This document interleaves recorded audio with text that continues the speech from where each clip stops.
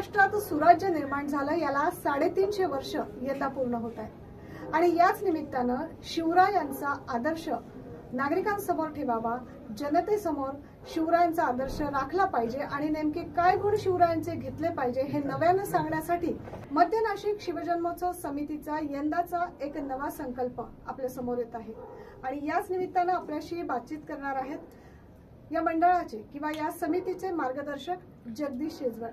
आज 9 न्यूजच्या स्टुडिओत आपलं स्वागत। धन्यवाद मॅडम। शिवाजी महाराज, छत्रपती शिवाजी महाराजांना काय अपेक्षित होतं? छत्रपती शिवाजी महाराजांना असं अपेक्षित होतं का सगळ्या 18 पगड जातीचे लोक घेऊन त्यांनी स्वराज्य निर्माण केलं। थोडक्यात सांगायचं तर हाच विषय आमचा जुन्या नाशकाचा आहे।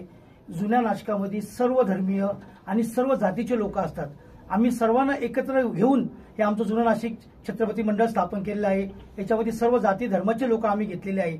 आम्ही नाशिककरांना विनंती करतो का या सर्व आणि आम्ही ह्यावेळेस एक नवीन कार्यक्रम केला का आम्ही सर्व तरुण पोरांच्या हातात हे सर्व मंडळ आम्ही दिलेलं आहे।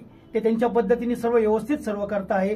तर मला नाशिककरांना विनंती आहे का तुम्ही जरूर त्यांनी सर्व कार्यक्रम जे ठेवलेले आहे ते तुम्ही बघण्यासाठी यावे। मी एक हे असल्यामुळे वयानी आणि माझ्याकडून सर्व महिला भगिनींना सुद्धा एक विनंती आहे की जुन्या नाशकात तुम्ही आमचा एक साक्षी गणेशच्या ठिकाणी तुम्ही तिथे या भद्रकालीमध्ये आणि या कार्यक्रमाचा लाभ सर्वांनी घ्या। जय हिंद, जय महाराष्ट्र। नक्कीच शिवजन्मोत्सव किंवा शिवजयंती साजरी करणे म्हणजे फक्त शिवरायांची आठवण करणे नाही तर त्यांचे आदर्श आपल्या जीवनात उतरवले पाहिजे। याच अनुषंगाने मध्य नाशिक शिवजन्मोत्सव समितीचा हा प्रयत्न, याला नक्कीच नाशिककर आपण साथ देऊयात। खूप चांगलं आवाहन आणि मार्गदर्शन आज 9 न्यूजच्या माध्यमातून आपण दर्शकांना केलं, त्याबद्दल खूप खूप धन्यवाद मॅडम।